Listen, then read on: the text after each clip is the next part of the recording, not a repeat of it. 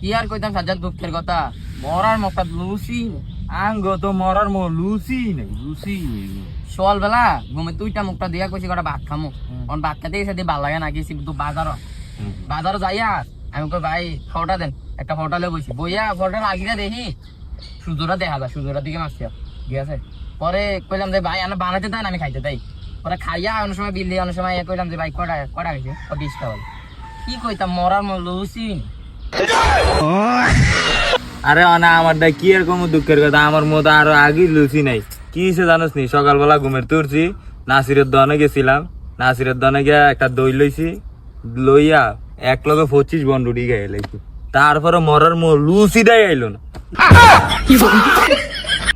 তোরা এই কথা কস আমার তো একটু বয়স হয়েছে বুঝলি আমার কে এত রুচি আছে ধর গতকালকের আগের দিন গিয়া 5 কেজি আমান ছিলাম তো আমরা শক্ত ছিল পাকছে